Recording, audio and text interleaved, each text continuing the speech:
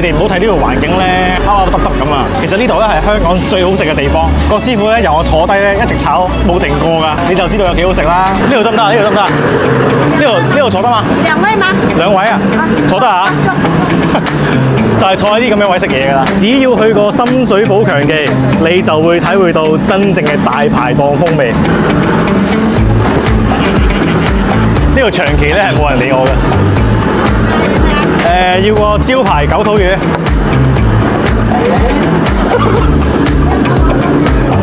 人咧，係靚女，椒鹽九肚魚，醬爆生腸，豉汁炒蜆，要2個飯咩？3個啊？係啊，夠啊，2個人食啫嘛。呢啲就係煙火氣啦。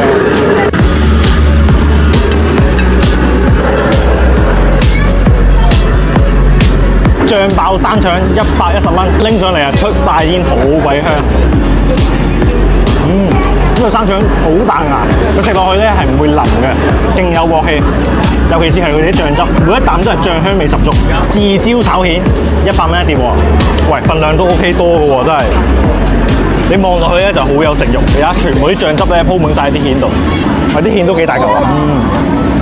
勁正，佢食落去咧係嫩嘅，咬落去咧有少少脆嘅喎，又鮮又香，啲醬汁咧真係好啱撈飯食嘅。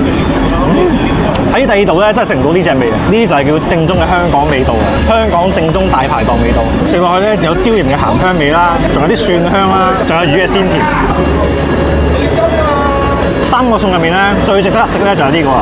個師傅咧由我坐低咧一直炒冇停過㗎，你就知道有幾好食啦！一邊望住廚師露天炒菜，坐喺一個路邊食嘢，仲聽到一啲粗口，再望住香港啲舊建築，整晒竹棚嘅建築物，呢個咧就係香港嘅大排檔啦！你哋得閒咧過嚟感受下啦！3個菜加呢個黃老吉，係2個飯，386蚊，386。好好食啊！好，拜拜。